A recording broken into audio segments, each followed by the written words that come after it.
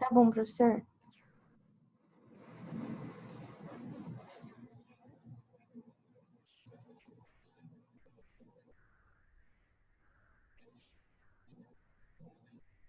Bom,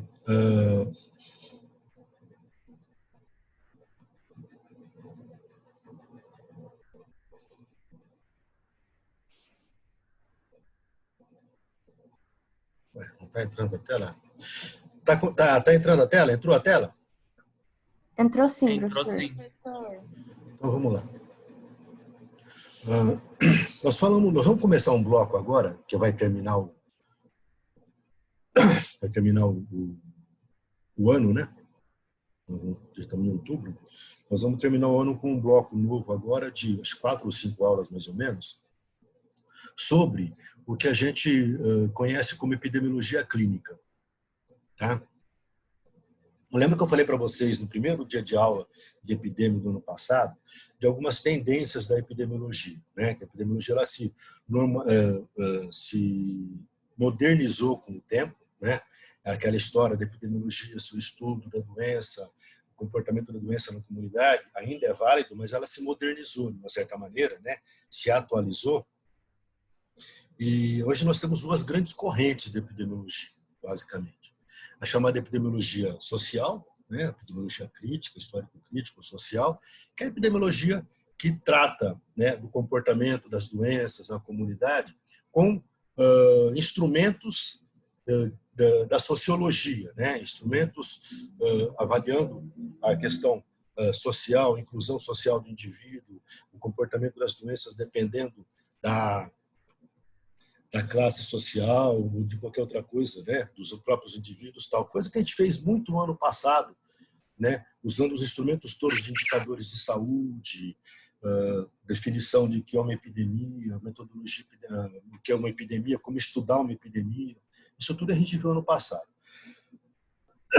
Agora, a gente vai falar um pouco de uma segunda corrente da epidemiologia, chamada epidemiologia clínica, que eu também comentei com vocês no ano passado. Ela é uma tendência da epidemiologia, um pouco mais recente, mas já tem alguns anos, umas décadas, mas é um pouco mais recente, que é aplicar o conceito da epidemiologia, dos instrumentos epidemiológicos, em situações clínicas. Ela pode ser tanto do ponto de vista individual como coletivo também. Para isso, eu vou dar só uma pincelada sobre epidemiologia clínica. Para isso, nós vamos falar em 2 momentos, né? Falar um pouquinho da metodologia epidemiológica, metodologia científica epidemiológica. Eu sei que vocês tiveram metodologia científica no passado, né? Como fazer um trabalho científico, pesquisa e tal. Mas a gente vai falar um pouco da metodologia, repetir alguns conceitos, mas dentro do comportamento das doenças, né? Dentro do papel da epidemiologia. São 2 aulas que a gente vai dar, a aula de hoje e a próxima aula. Depois vamos falar um pouquinho do que a gente conhece hoje de medicina baseada em evidência, são alguns conceitos básicos de medicina baseada em evidência, né? Que é falar exatamente do chamado, as avaliações do diagnóstico de uma doença, do prognóstico e tratamento dessa doença, tá?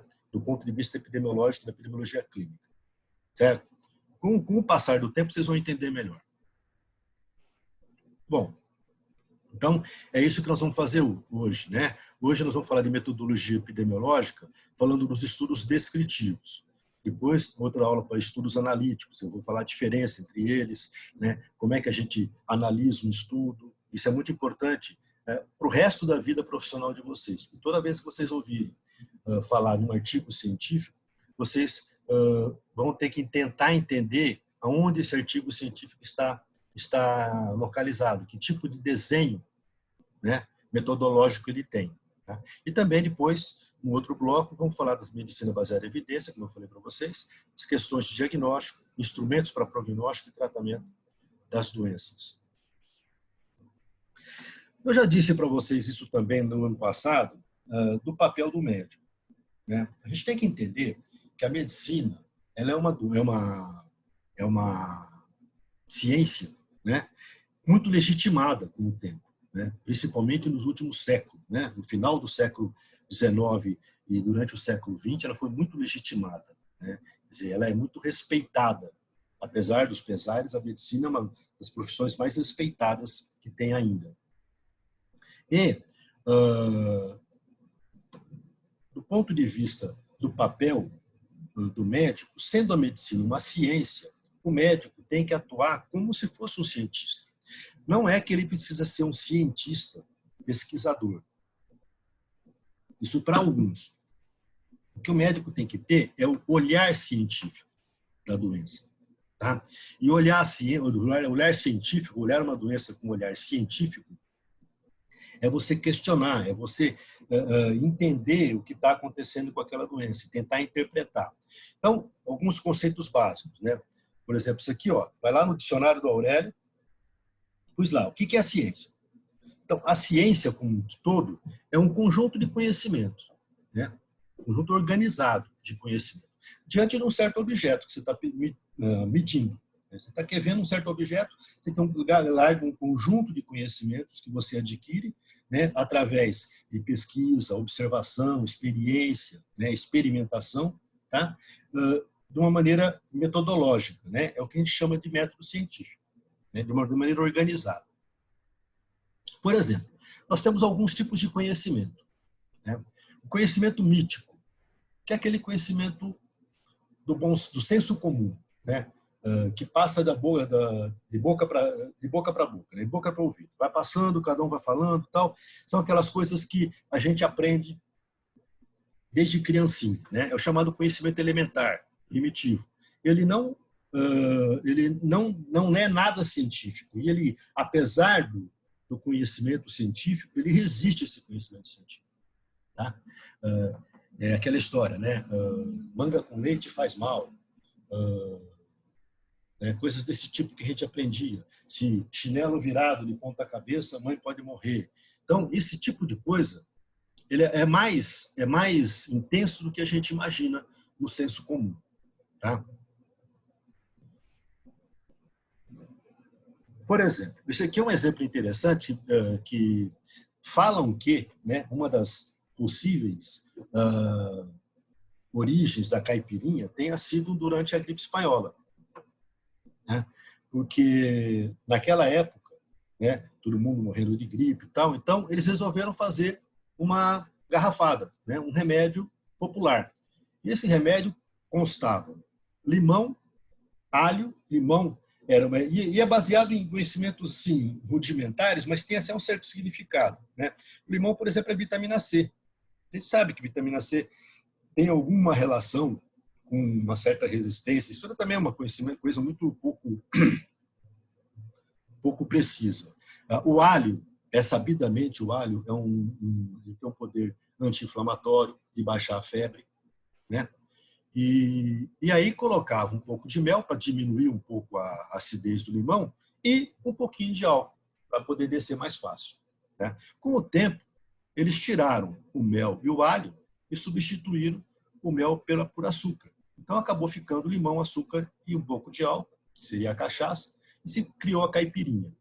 Se isso é verdade ou não, né, a gente não sabe. Tem gente que fala que sim, que a origem da caipirinha foi daí. Então esse é o típico do conhecimento mítico, né, clássico. Existe um outro tipo de conhecimento, que é o chamado conhecimento que é baseado também no senso comum, mas ele é baseado assim, as pessoas têm uma certa experiência com aquele tipo de acontecimento, de evento, e falam aquilo como verdade, tá? Um exemplo clássico que a gente aprendeu há pouco tempo atrás foi da tal da pílula do câncer. Vocês devem ter ouvido falar da fosfetanolamida, que é uma pílula que foi criada por uma pílula sintética, uma droga sintética criada por pesquisadores aqui do interior de São Paulo, e que, na época, chegou-se a falar que era a pílula que curava todos os cânceres, né? Todas as neoplasias. E o que teve de gente correndo para conseguir essa pílula, tal, e também aí as sociedades médicas, científicas, começaram a questionar a validade disso. Então, teve correntes nos jornais, na mídia,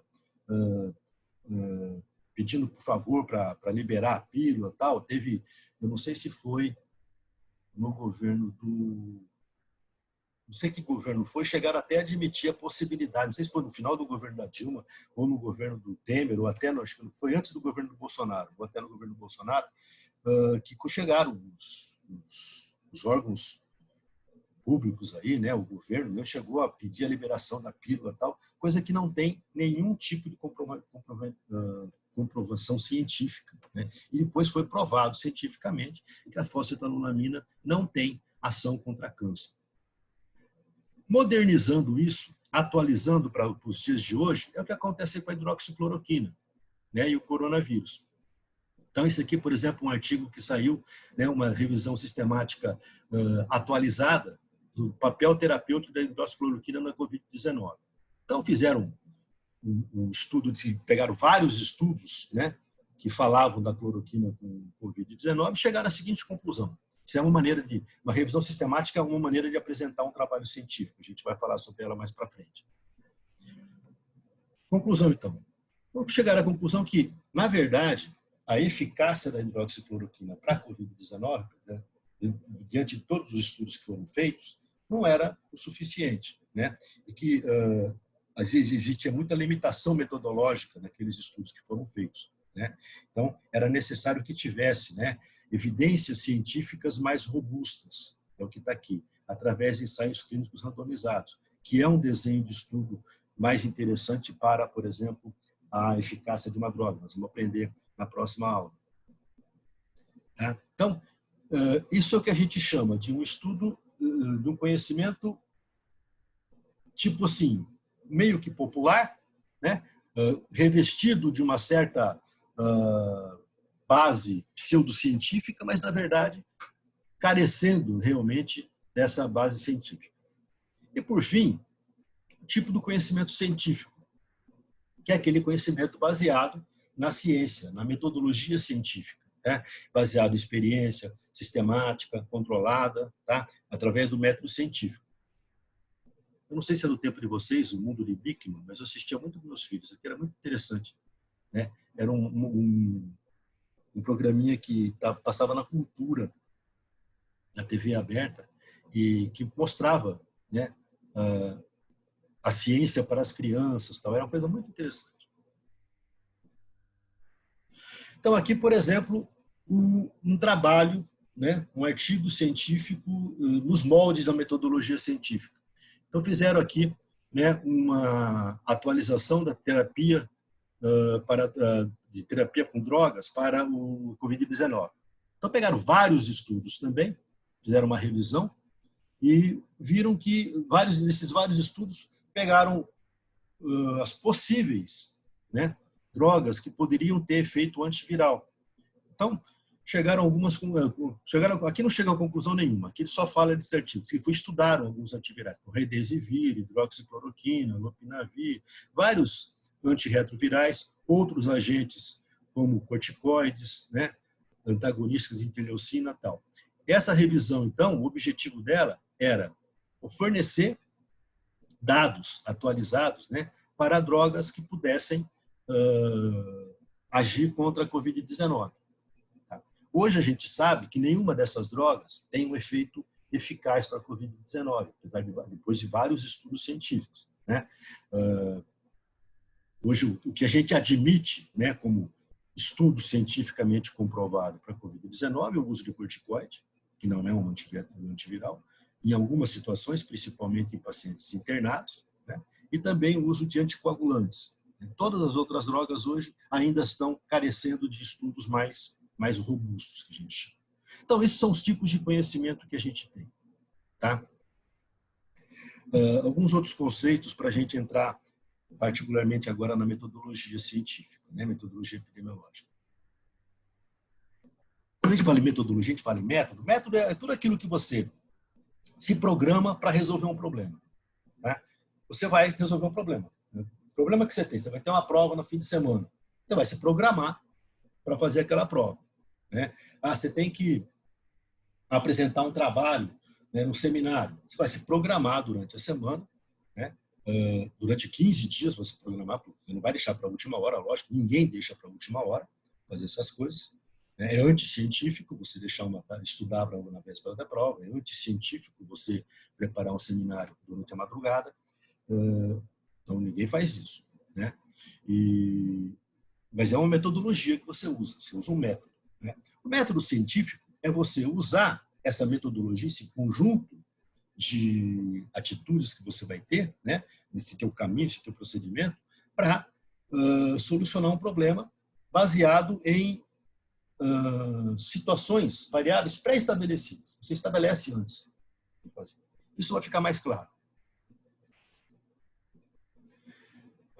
Outros conceitos importantes. A hipótese. Hipótese é aquilo que você imagina, né? É uma conjectura. Então, aconteceu uma coisa, eu quero explicar, alguma coisa nova. Apareceu uma doença nova que está matando gente aí, começou na China e tal. Quais são as hipóteses? Por que apareceu essa doença? Né? Primeiro, vamos procurar saber quem era o causador da doença. Se é uma doença infecciosa, se não é doença infecciosa. Se é infecciosa, que tipo de micróbio que é, vírus, é bactéria, é fungo. Ela é transmissível, não é transmissível. Como é que pega, como é que não pega, mata, não mata. Quem que pega mais. Então, isso tudo são as hipóteses que você vai começar a fazer. Tá? E nós vamos ver que para fazer essas hipóteses você tem que ter um caminho prévio, que é o que a gente vai ver agora de estudos descritivos. Vamos chegar lá. Mas isso que é o que a gente chama de hipótese. Só para relembrar, então, a epidemiologia é o que a gente chama de estudo da distribuição dos fatores causais da doença e da doença em si numa comunidade. Beleza? Esse aqui é aquele conceitinho clássico de epidemiologia. Quando eu falo, então, de hipótese epidemiológica, é a conjectura, né? Aquela ideia que eu tenho, né? Que vai explicar, ou vai tentar explicar aquele evento do ponto de vista epidemiológico, né? Da área da saúde do ponto de vista epidemiológico, usando as variáveis epidemiológicas. E a metodologia epidemiológica, por fim, que é o que nós vamos ver na aula de hoje e de amanhã, é esse conjunto de procedimentos sistematizados que vão tentar ou levantar uma hipótese ou explicar uma hipótese do ponto de vista dos instrumentos da epidemiologia. Tá? Por fim, os últimos conceitos, né, que é muito importante a gente saber e ter isso como norte, é o chamado ponto de vista do investigador. Deixar bem claro, você já deve ter ouvido falar isso, mas isso é muito bom a gente repetir. Não existe conhecimento neutro. O cientista não pode falar que ele é neutro, porque ele não é neutro. Tudo que ele vai fazer, ele já vai prevendo, já vai fazendo segundo o seu ponto de vista. Tá? Se ele vai confirmar aquilo ou não é outra história, mas segundo o seu ponto de vista.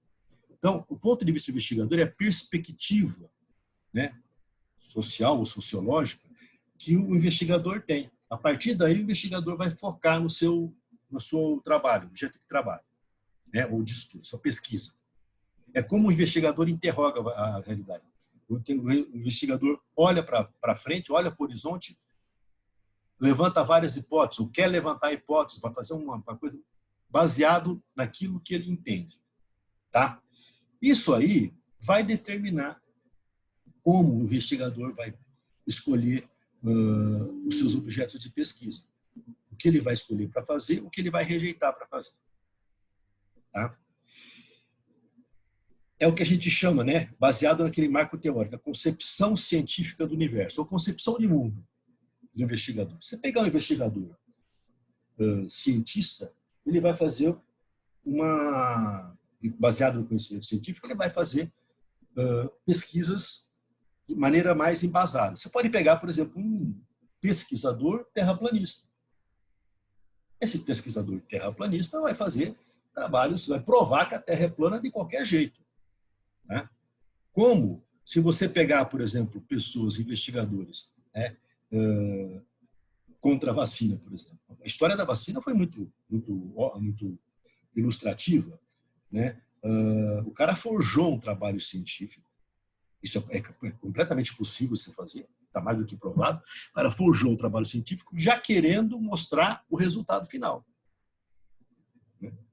Isso foi interessantíssimo, porque colocou isso numa revista científica de grande porte, né? De grande impacto, que foi a Lancet, E isso aí, até hoje, depois de algumas décadas, já 2 décadas, até hoje, isso causa problema sério na questão da imunização no mundo todo. Tem um outro exemplo interessante também, no começo da AIDS, quando apareceu a AIDS,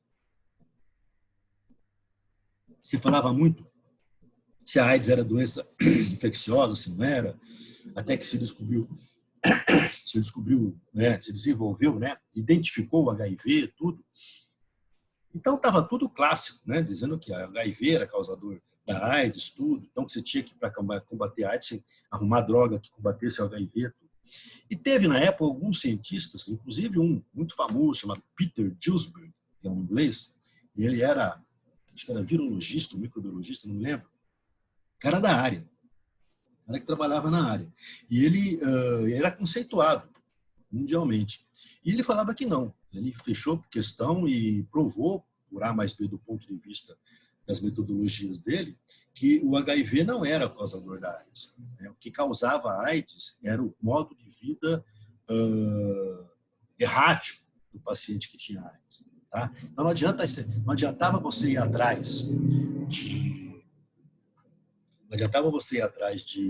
de droga para matar o vírus, porque o problema não era o vírus, o problema era mudar o estilo de vida das pessoas. Né? Ele escreveu livros e livros sobre isso, teses sobre isso, e isso depois se provou completamente errado. Mas veja que essas coisas têm peso. Né? Uma coisa interessante, para mim, um exemplo mais significativo de cientista, né? Não é por acaso que ele é considerado o pai da ciência, né? Da pesquisa científica, foi o Darwin. Não sei se vocês conhecem a história inteirinha de Darwin, mas o Darwin era um pastor metodista, né? Ele era religioso. Ele, antes de entrar para a igreja, ele ia entrar para a igreja, se formar pastor metodista para valer. Antes de entrar, ele foi resolver fazer aquela viagenzinha lá no navio do Beagle, né? Que chamava Beagle, e onde ele fez toda a teoria da evolução depois daquela viagem.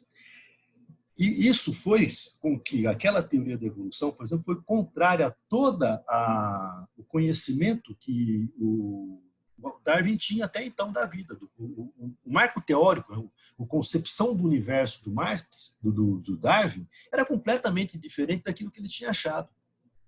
Né? Tanto que ele ficou mais de 20 anos para poder produzir, né? Poder colocar isso publicar, né, a sua teoria. Né? E ele somatizou, né, problemas seríssimos de saúde. Ele tinha problemas de estômago crônicos por conta disso. Ele tinha crises existenciais enormes por conta disso, porque ele tinha descoberto coisas, ele acreditava numa coisa que depois ele passou a acreditar em outra coisa que era completamente diferente daquilo. Né? E ele tinha provado aquilo cientificamente. Então não tinha como contestar. Então, isso é uma coisa muito interessante. Tá? Vale a pena ler, quem quiser, ler a biografia do Darwin, o cara era sensacional. Bom, esses são os conceitos que a gente tem. Né? Vamos entrar agora, propriamente dito, no que a gente chama de metodologia científica, epidemiológica.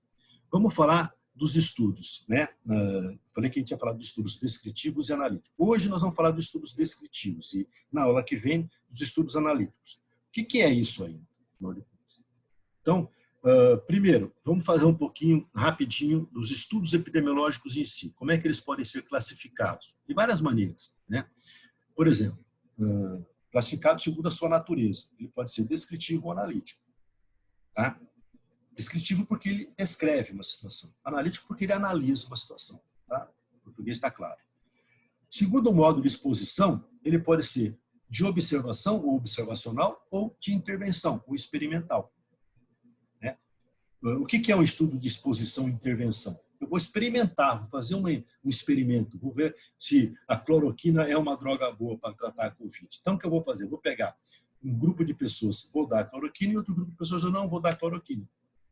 E seja o que Deus quiser. Quer dizer, isso é uma maneira de fazer um interventor, estou intervindo no evolução da doença, né? No meu trabalho. Eu estou selecionando os grupos. Né, e estou intervindo. Isso é uma intervenção. Geralmente a gente faz isso em estudo experimental. Pode ser em humano, pode ser em animais. Isso tudo depende da questão ética, tal, né, da bioética. Isso é lógico que a gente vai ter que avaliar isso tudo. O que é um modo de exposição observacional, um estudo observacional? Por exemplo, hábito de fumar com câncer de pulmão. Tá? Eu não vou pegar as pessoas, eu não vou falar assim, ó, 20 pessoas vão fumar, 20 pessoas não vão fumar. Daqui 10 anos a gente se encontra e vê o que acontece. Você não vai fazer isso, né? Então, eu vou fazer o seguinte, isso é uma intervenção, isso eticamente é impossível. Então, eu vou fazer o seguinte, eu vou pegar 20 pessoas que fumam e 20 pessoas que não fumam. Aí eu vou acompanhar para ver o que acontece. Isso é observação, eu vou observar a situação, não vou intervir. Em relação ao tempo, né, a direção do tempo. O estudo pode ser prospectivo ou retrospectivo. Né? Prospectivo, ele pode ir daqui para frente. Retrospectivo, de trás para frente. Né? De frente para trás. Tá? Então, eu vou explicar isso melhor. Segundo o que eu estou observando, eu posso observar um indivíduo ou posso observar uma população. Então, é um grupo populacional. Ele pode ser longitudinal ou transversal. Eu posso acompanhar a minha situação com o tempo. Ou eu posso tirar uma fotografia geral. Ele pode ser controlado ou não controlado. Aí já é quando eu uso as experimentações. Grupo, né? Eu controlo o grupo 1 e grupo 2, grupo A, grupo B. Né?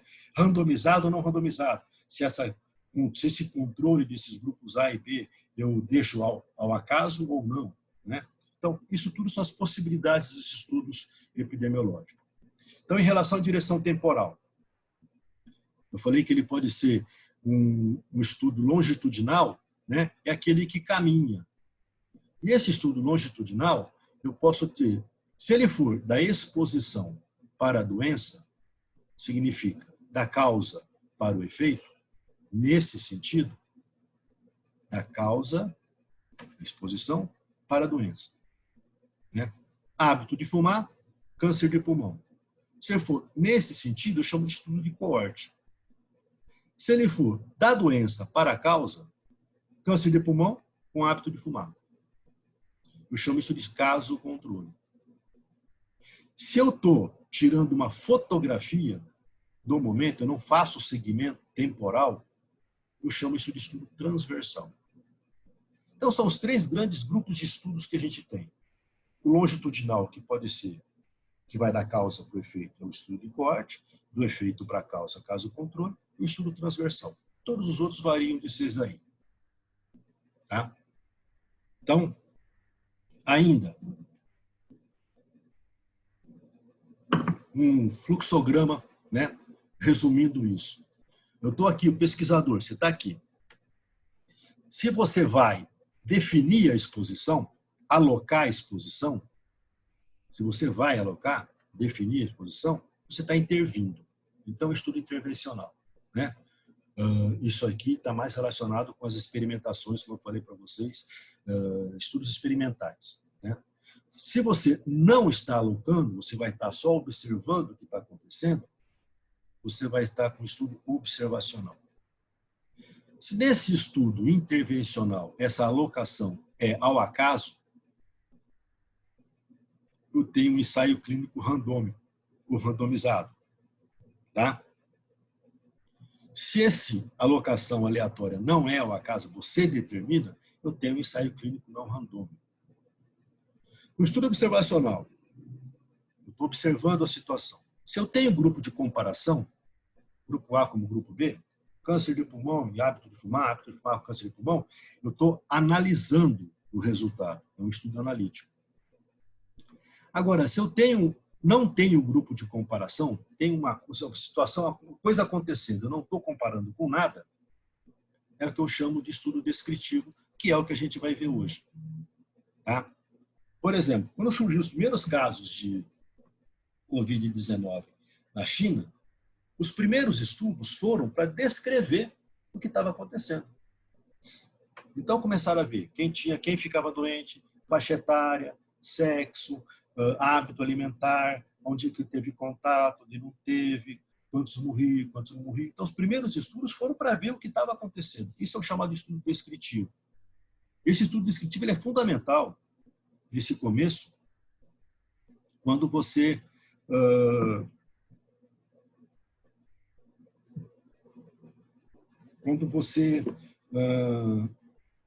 quer levantar hipóteses, tá? Você quer levantar hipóteses. Só para ter uma ideia, estão me ouvindo bem? Um pouco. Estão ouvindo? Vamos, professor. Sim, professor. É que está um silêncio, não sei se eu estou falando para a parede. Vamos lá. Então, vamos falar agora mais aprofundadamente dos estudos descritivos. Então, o estudo descritivo é o que ele faz, ele descreve. Ele descreve, no nosso caso, o estudo descritivo epidemiológico, descreve um processo de saúde e doença, descreve a doença em si, né? Descreve essa doença que pode ser do ponto de vista individual ou do ponto de vista coletivo. Não existe hipótese previamente definida. Eu parto de nada. Eu quero saber o que está acontecendo. Eu não sei o que está acontecendo. Eu quero saber o que está acontecendo. Então, não tem hipótese nenhuma. Só que na hora que eu termino, eu tenho várias hipóteses. Então, essa é a grande vantagem do estudo descritivo. Ele gera hipóteses. Ele levanta perguntas. Mais do que responder, ele levanta perguntas. Ele não serve para responder. Ele serve para levantar as perguntas. Quem vai responder são os outros estudos, que vão usar essas hipóteses para poder responder o mais correto, por exemplo, os estudos analíticos. Essa é a grande vantagem do estudo descritivo. Então, aquela célebre pergunta, né? Que, quem, quando, onde? Né? O que? O que está acontecendo? O que é que está acontecendo? É uma doença nova? Não é uma doença nova? É um agravo novo? É um agravo antigo que voltou?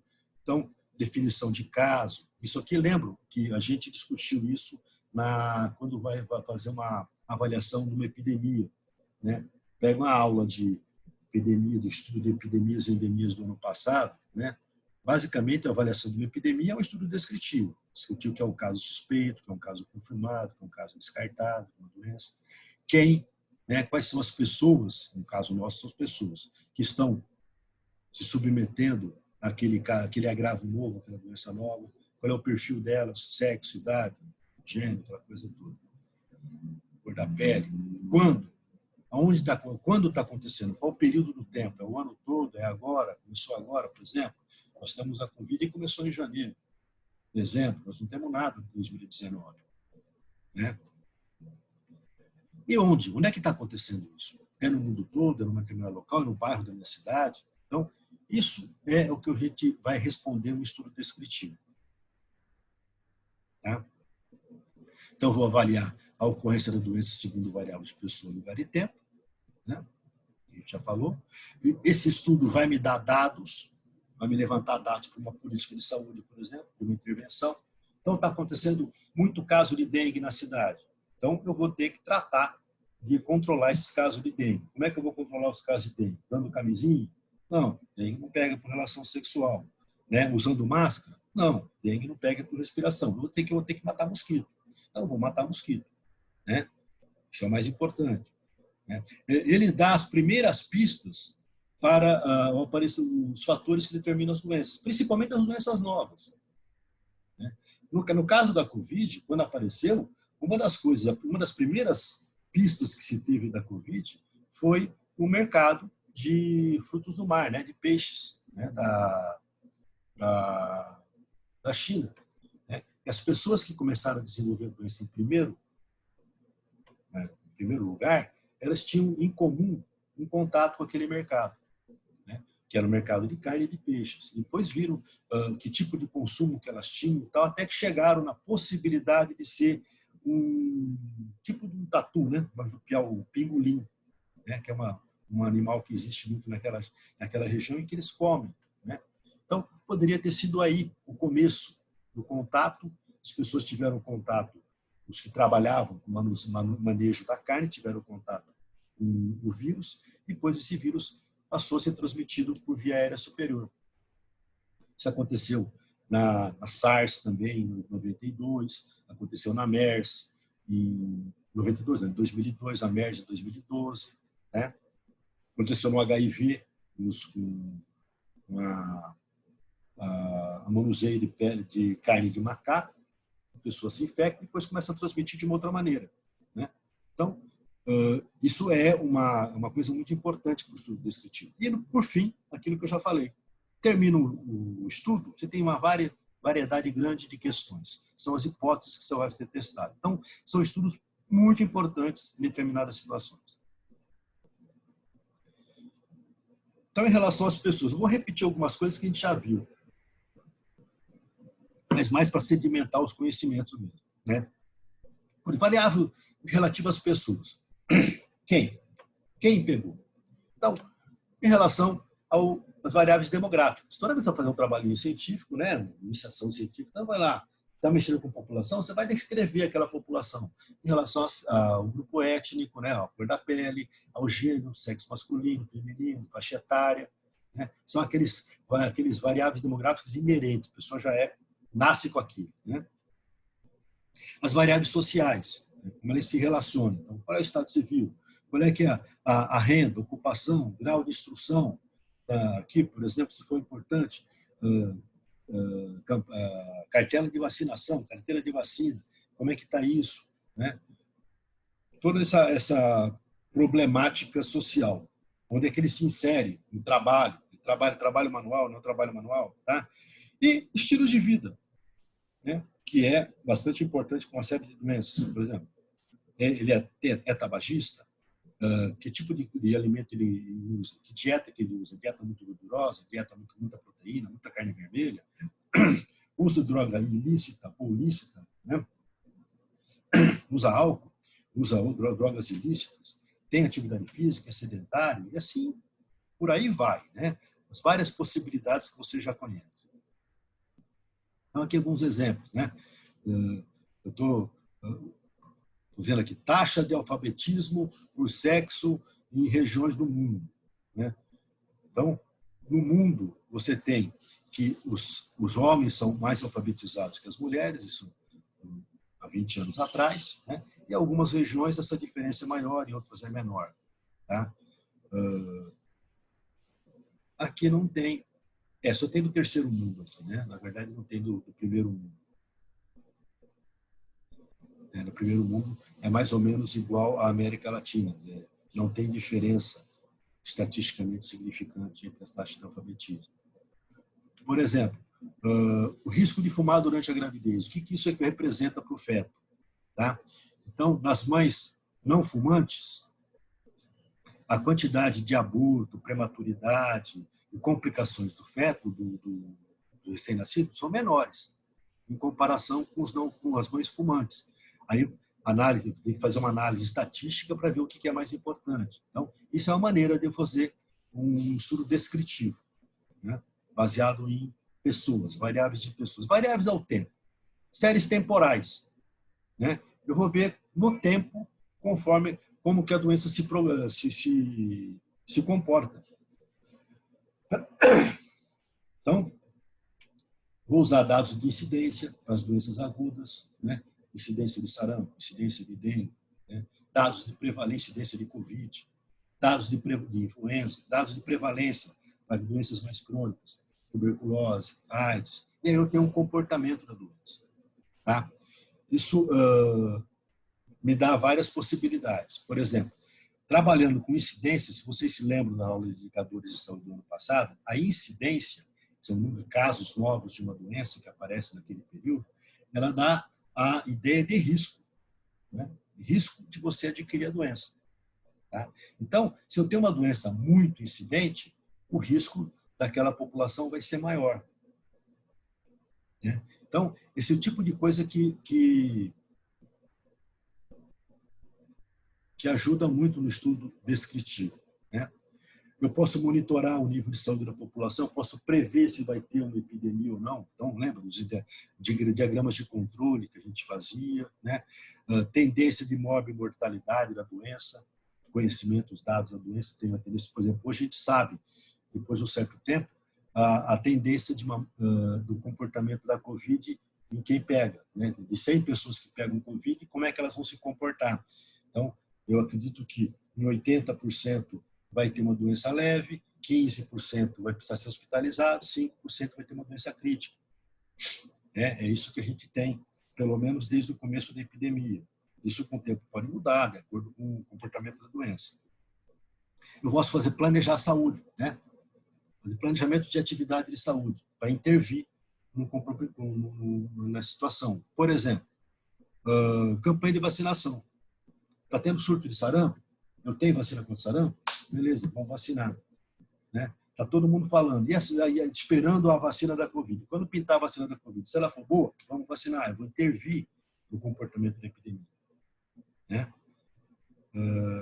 E eu posso avaliar o impacto dessa intervenção.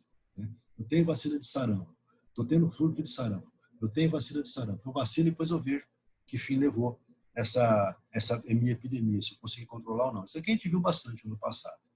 Aqui é um exemplo, só para relembrar vocês, da epidemia de meningite meningocócica no estado de São Paulo, principalmente na Grande São Paulo, na década de 1970. Né?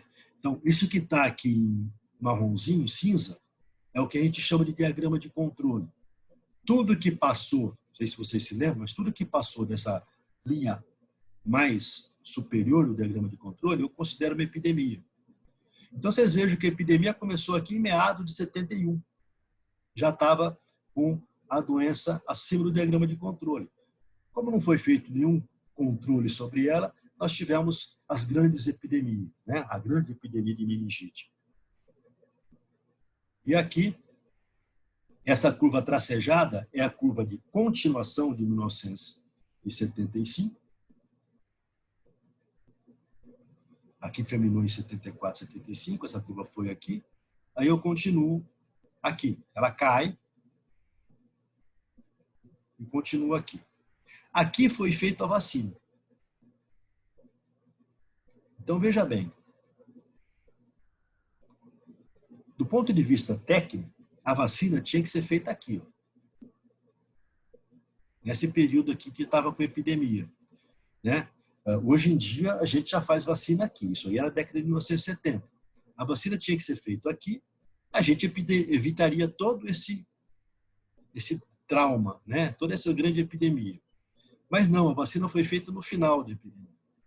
Aí, né, se falava, pô, mas então perdeu muito tempo. Realmente, perdeu. Mas se não fizesse a vacina aqui, essa outra gráfica é o comportamento da doença em 1974, em plena epidemia. Que a gente sabe que como a doença meningocócica é uma doença sazonal, ela tem sua preferência nos meses de inverno, porque a transmissão dela é respiratória, a tendência, se não for feita a vacina aqui, é ter um outro aumento de meningite meningocócica em 76, 75, 76. A vacina, então, na verdade, acabou impedindo. Né? Então, isso é baseado nesse comportamento do tempo, eu consigo prever essas coisas todas.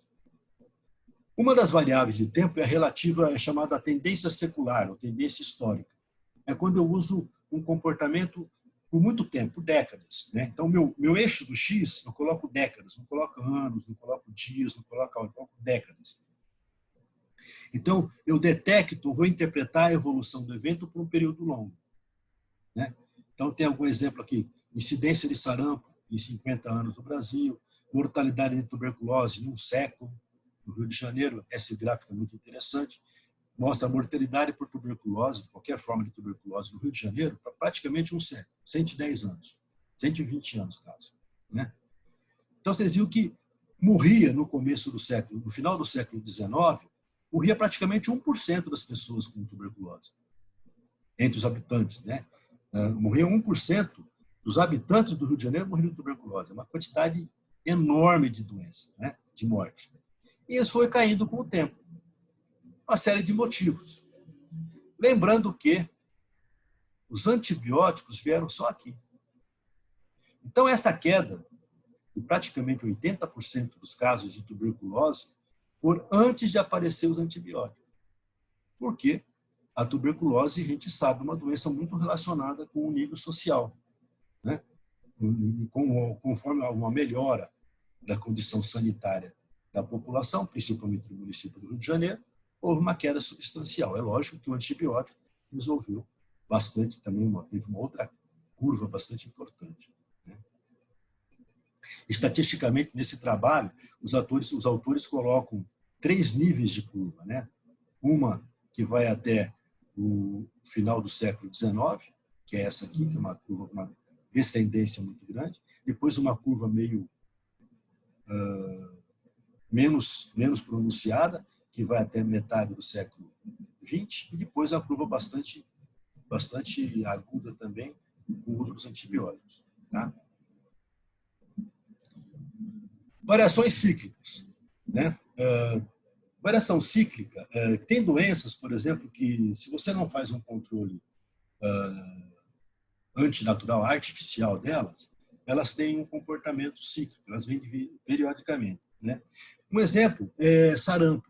O sarampo tem vários estudos que mostram assim, se você não tiver uma eficácia no controle do sarampo com vacina, por exemplo, né? Se a cobertura vacinal for abaixo de 90%, durante 5 ou 6 anos, se eu tiver uma cobertura abaixo de 90%, eu vou ter uma nova epidemia de sarampo.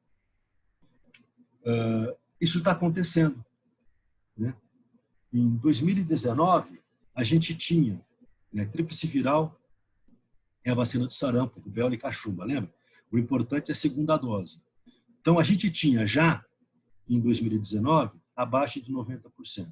E esse ano, por vários motivos, inclusive por causa da Covid, também por causa desse movimento anti-vacina, nós tivemos uma cobertura muito baixa, tanto que nós estamos tendo casos de sarampo esporadicamente em alguns locais. Né? Tanto que nós estamos vivendo, inclusive, uma nova campanha de vacina de sarampo nesse momento. Né? Então, essa é o que chama de variação cíclica. E tem as variações sazonais. Oscilação que acontece em períodos dessas estações do ano.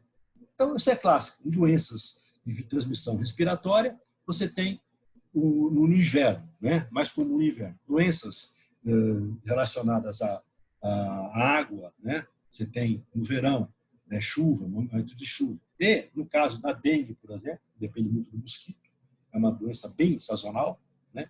Depende muito do mosquito. Então, depende quando o mosquito tem características boas de procriação. Geralmente nos meses, nos trópicos, os meses de verão, por causa da chuva. Né?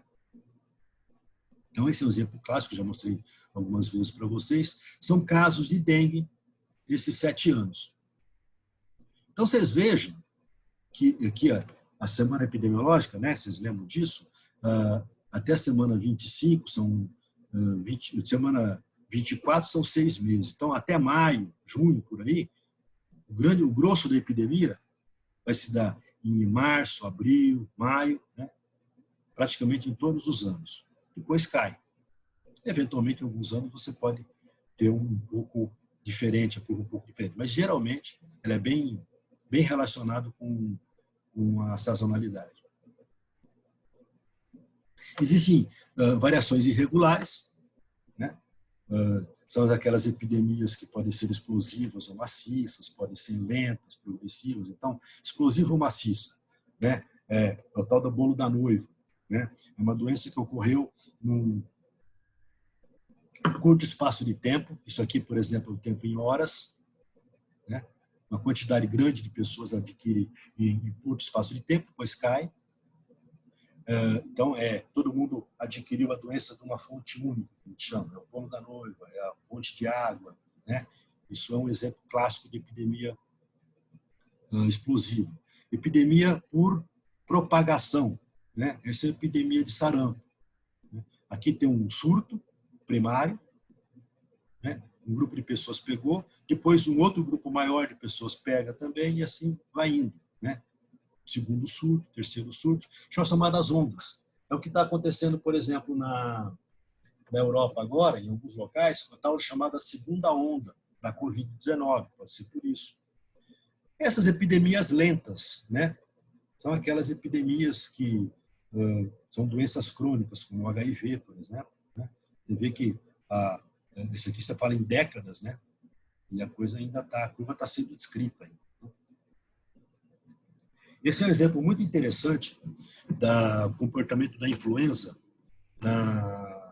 Isso aqui foi nas Américas. Né? Então, América do Norte, Caribe, Central, América Andina e Cone Sul, que seríamos nós. Então, vocês vejam que interessante. aqui é 2014, 15, 16, 17, 18, 19, 20. Vocês vejam que na América do Norte, as ondas, né, de influenza, a influenza é uma doença de transmissão respiratória, se dá no inverno, sempre no final e no começo do ano.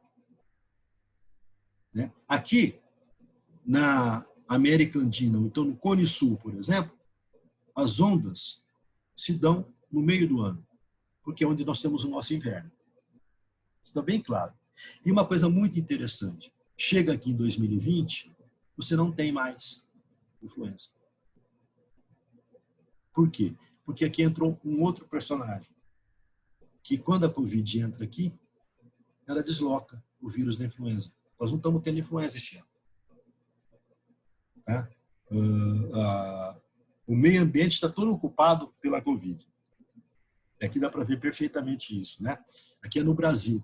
Distribuição do vírus influenza, por exemplo, vários tipos de vírus influenza, no Brasil, nos anos 15, 16, 17, 18, 19, não, 14, 15, 16, 17, 18, 19, 20. Então, você tem vários picos de influenza e aqui caiu a influenza. Não tem influenza no começo do século do ano 2020, depois não teve mais. Esse outro gráfico mostra a comparação de vírus influenza, vírus sincicial respiratório, que é o vírus do resfriado, e já aparecendo aqui a Covid. Então, aqui tendo vírus sincicial respiratório, vírus influenza vem vindo. Chega em 2020, acabou a brincadeira da influenza e do vírus sincicial respiratório. Aparece aqui a Covid sozinho, né? O SARS-CoV-2. Certo? Então, isso são dados que o estudo descritivo me dá. E é muito importante para a gente poder analisar. Né? Por exemplo, isso aqui também, eu descrevo o comportamento numericamente das doenças, no caso da Covid, em algumas regiões do globo. E eu vejo que praticamente 90% dos casos de Covid agora ainda estão ou nas Américas, ou na Europa, ou, né, no continente americano, né, ou no sudeste da Ásia, Japão, aquela região, ou na Europa. 90%. E grande parte desses casos estão nas Américas.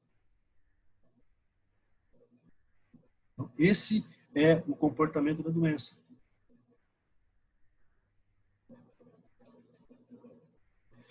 Aqui só para mostrar dados nossos, né?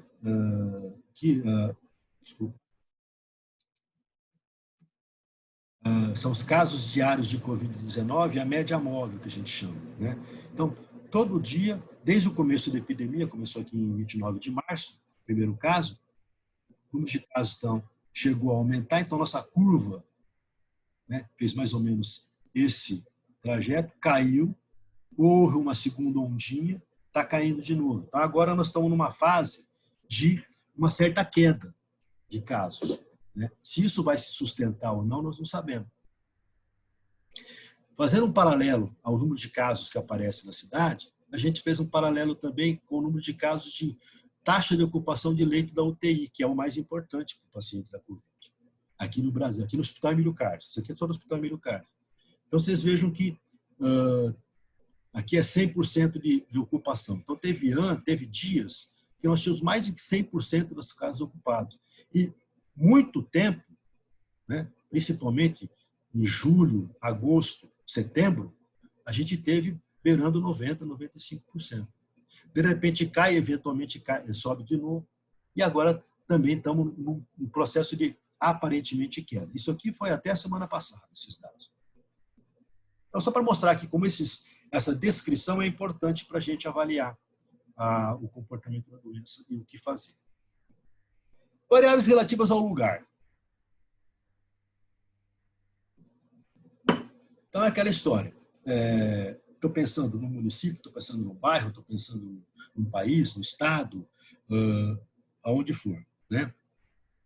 Então, aqui um exemplo clássico, que eu já mostrei para vocês 500 mil vezes, que é a tal do mapa da epidemia de cólera em Broad Street, em 1854, foi escrito por John Snow, né? O guru da epidemiologia, né? O coach da epidemiologia. Então, aqui mostrando que cada pontinho desses é uma morte por cólera. Conforme o tamanho da coluna, várias mortes. Então, o que a gente depreende daqui?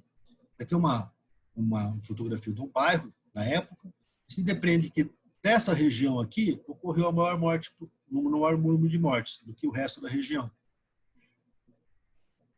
Ele investigando isso, ele foi ver que boa parte desses indivíduos que morreram longe daqui tinham alguma ligação com alguém daqui. Ou vinham aqui para pegar o que a gente chama na fonte de água, né? Porque o que tinha aqui na época, a cólera é uma doença que se transmitia por água, não se sabia, mas se suspeitava, e aqui a gente tinha as bombas d'água, isso. Eu lembro que eu já falei isso para vocês. Então, essa bomba d'água aqui da rua chamada Broad Street, essa bomba d'água é que a maioria dessas pessoas pegavam água. E muitas dessas pessoas que moravam hoje, não todas, mas muitas, ou tinham parentes aqui, visitavam, ou vinham às vezes pegar água daqui, porque essa água era famosa.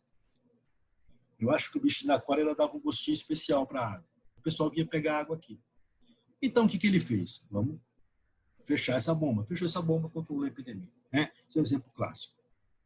Né? Aqui também, do ponto de vista geográfico, ajuda a gente a entender algumas coisas. Por exemplo, isso aqui é um estudo de uma epizootia de ebola. Epizootia significa epidemia em animais. Então, ebola em animais, principalmente em macacos, óbvio. Né? Ebola nos animais. Nessa região, que sempre foi o berço do ebola, né, na região central da África subsaariana, Congo, Zaire, Gabão, Congo, né, essa região toda aqui, África Central, tinha bastante. E depois, num certo tempo, começou a aparecer casos de epizootia de ebola aqui nessa região. Se vocês se lembram da história, enquanto o ebola estava nessa região aqui central da África, ele dava surtos menores, porque é uma região mais espaçada, populações são mais distribuídas, né? Davam surtos menores. Recentemente, 4, 5 anos atrás, teve um grande surto de ebola animal e também, por consequência, ebola humana, aqui, na Guiné, Serra Leoa, Libéria e Costa do Marfim. E aqui teve a maior epidemia de ebola em humanos, milhares de pessoas. Porque aqui era uma região de população mais densa, densidade populacional maior. Né? Então, isso ajuda a gente a entender por que as doenças ocorrem dessa maneira. Aqui é um mapa mundi mostrando a distribuição da influenza no mundo, aqui em 2016.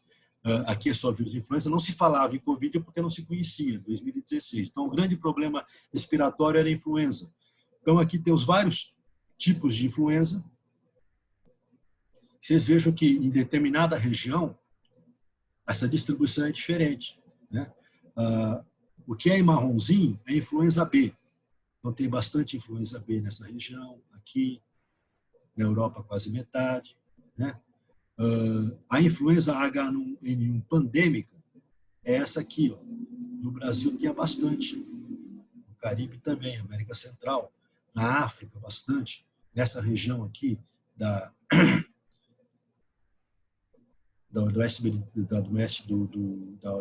Eurásia, né? Do oeste da Ásia, aqui você tinha bastante, praticamente todas elas, influenza A, H1N1. Né? Então, aí você controla direitinho a situação. Por exemplo, aplicar a vacina. Qual é a vacina mais importante que eu tenho que aplicar? Qual é a composição da vacina? Baseado nisso aqui. Trazendo agora para a Covid, né? Essa distribuição.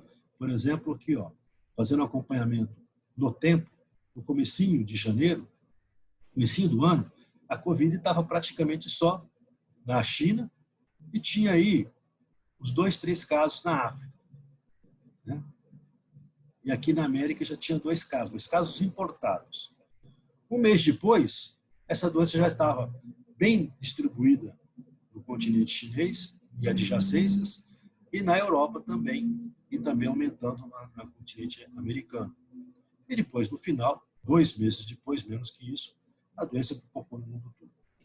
Aí foi quando decidiram descrever como pandemia. Tá? Então, esse comportamento a gente aprende na epidemiologia descritiva. Certo? Então, essas aí são as respostas que a gente tem, as perguntas que a gente tem que responder no comportamento descritivo. Onde, o que, quem, quando, é isso que a gente tem que responder. Como é que eu posso responder isso do ponto de vista metodológico? Então, eu posso fazer alguns tipos de desenho de estudo descritivo. Um deles, que é um dos mais simples, um dos mais interessantes também, o relato de caso, o relato de série de casos. Outros, né? Eu posso fazer um estudo de correlação, um estudo ecológico. E os mais clássicos são os estudos transversais. Então, vamos lá. Relato de caso. É o descritivo mais básico, né? Eu pego, por exemplo, um caso eventual, um caso só, uma doença, um acontecimento raro de uma doença, ou uma doença rara, ou um acontecimento raro de uma doença, de modo atípico, e descrevo, faço uma descrição. Então, é muito comum isso aqui para iniciação de trabalho científico, relato de caso, um casinho diferente, né?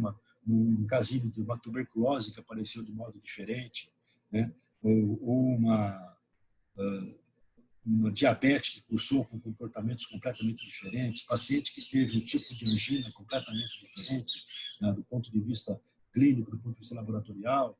Então, isso tudo serve como relato de caso. O interessante no relato de casos é que você tem que ter, se for uma doença já conhecida, além de você relatar muito bem relatado, quer dizer, ter uma história clínica muito bem feita, fazer uma revisão bibliográfica muito bem feita. Então, todo relato de caso, de coisa já conhecida, pede uma revisão bibliográfica muito bem feita. Isso dá um certo trabalho. Relato de caso é uma coisa simples. Não é bem assim. Não é bem simples, não. Quando é uma doença nova, aí você tem que fazer uma avaliação de descrição da doença, do que, onde, quando, muito bem feito, né?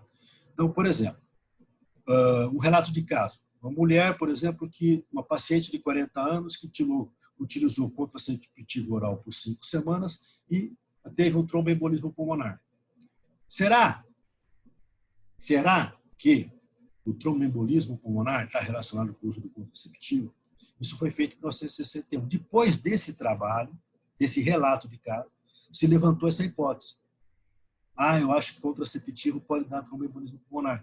Daí, foram feitos vários estudos, hoje a gente sabe, cientificamente comprovado, por outros trabalhos, outras metodologias, experimentais inclusive, que o contraceptivo oral pode aumentar o tromboembolismo pulmonar em mulher, a partir de um relato de caso. Um outro relato de caso muito importante foi quando começou a aparecer pneumonia por pneumociste, na época chamado Cari, né? Hoje é Girovese, e algumas pessoas em Los Angeles, principalmente homens que fazem sexo com homens.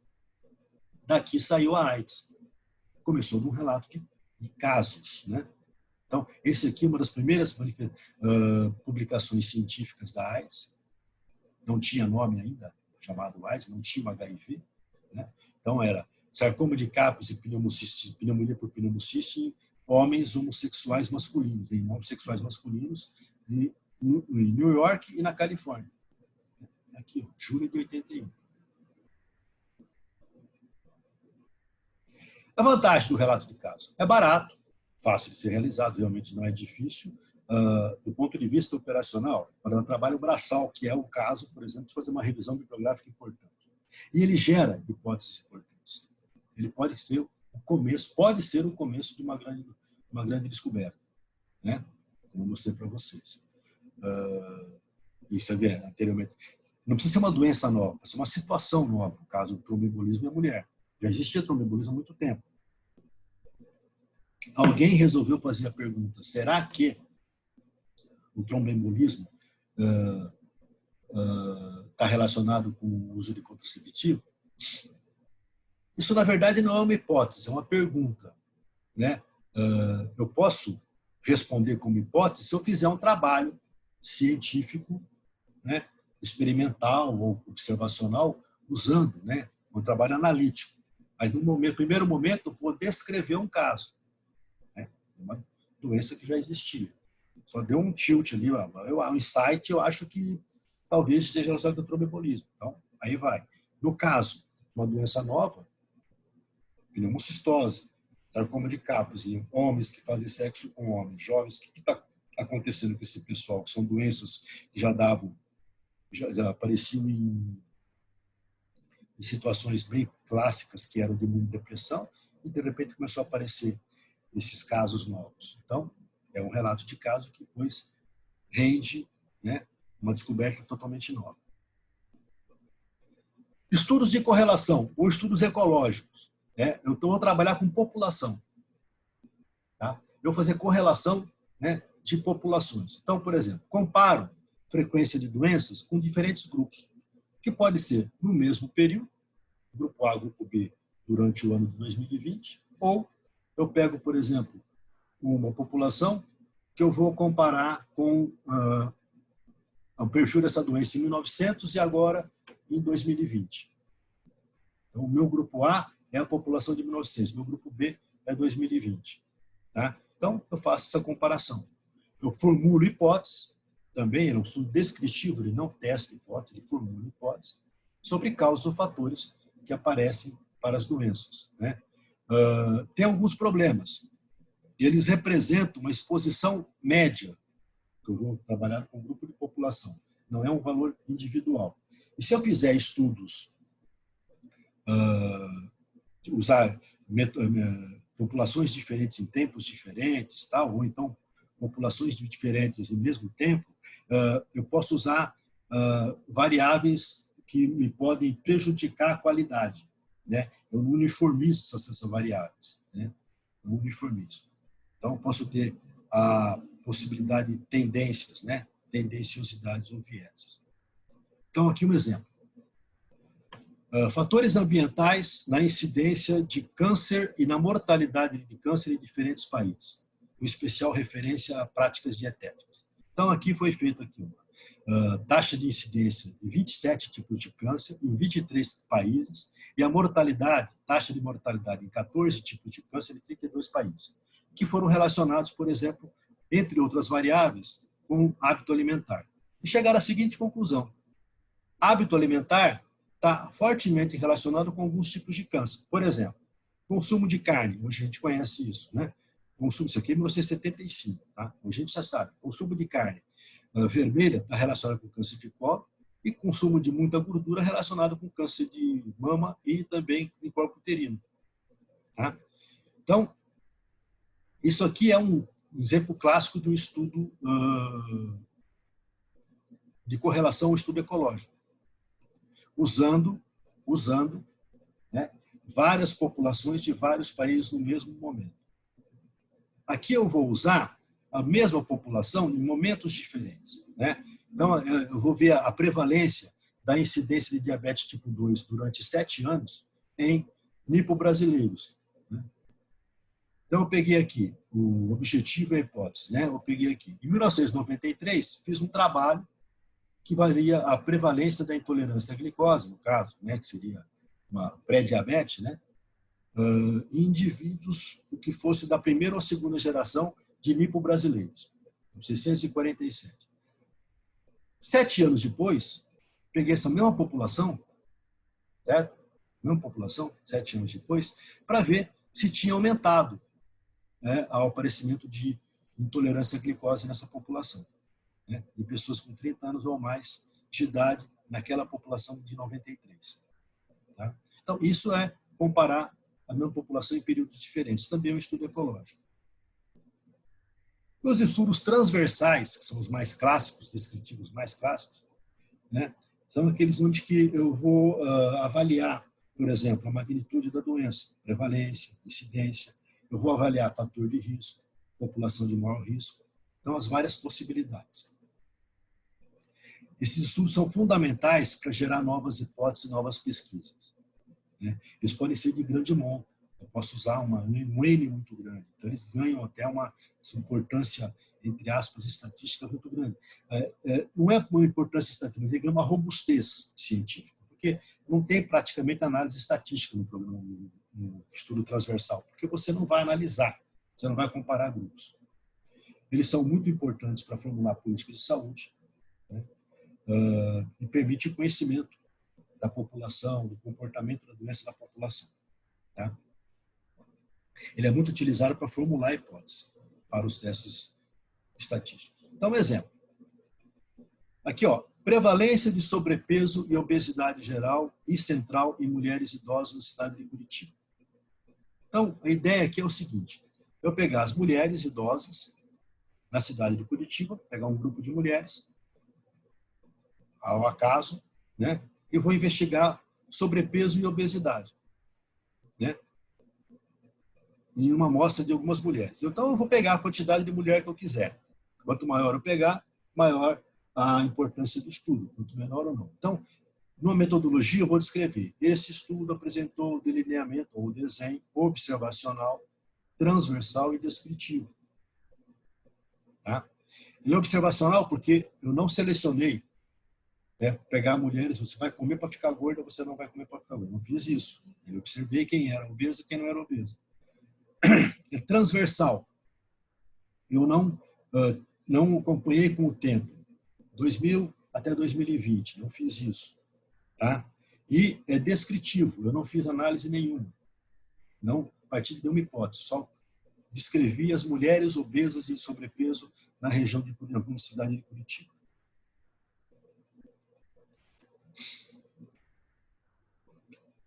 Nível de atividade física e hábito alimentar universitário do 3º ao 5º semestre da área da saúde. Então, vamos pegar com vocês, pegar os alunos de medicina da FAMECA, do 2º ao 3º, 4º, 5º ano, 3º e 4º ano. Hábito alimentar. Vou ver que todos eles se alimentam muito bem, têm uma atividade física muito boa, todos eles correm, todos eles fazem crossfit, então todos, nenhum deles é sedentário, né? Não usam drogas ilícitas ou ilícitas, usam sempre preservativo. Quer dizer, é a população perfeita. Então, é um estudo transversal. Estou analisando, nesse momento, faço uma fotografia e vejo o que esses caras estão fazendo. Qual seria a minha hipótese? Olha, eu posso citar uma hipótese para depois testar. Será que os alunos de medicina da UniFipa, da FAMECA, nesse período, eles estão ter uma tendência a se agredir mais, a piorar a atividade física, mais sedentário, a piorar as condições de saúde, né, por conta da dieta, por conta do ato de tabagismo, de uso de medicamentos, drogas ilícitas e não ilícitas? Será? Então, isso é o que vai gerar a hipótese. Então, esses são os métodos chamados métodos descritivos, né? Então, tem uma série de outros exemplos. Tá? Isso é só para dar uma apanhada para vocês. E a gente vai falar na próxima aula dos métodos analíticos. Os livros textos que eu passei para vocês desde o começo do ano passado continuam os mesmos, né? Você vai encontrar talvez um ou outro com uma edição nova, mas você vai encontrar esse conteúdo muito bem, principalmente na Rua Quairol, aqui no Fundamentos de Epidemiologia também. Beleza? Alguma pergunta?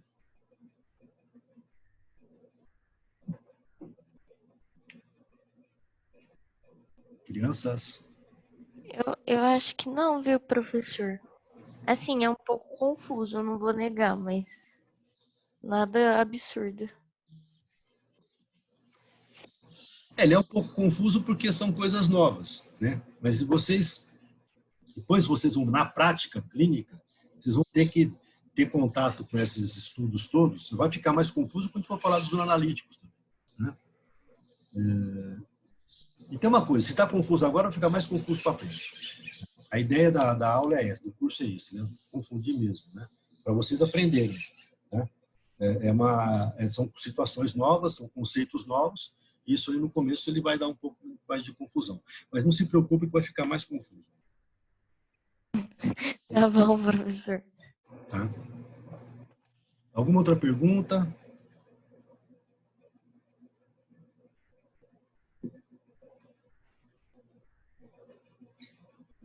Posso interromper a gravação? Pode, professor. Todo mundo já respondeu a chamada?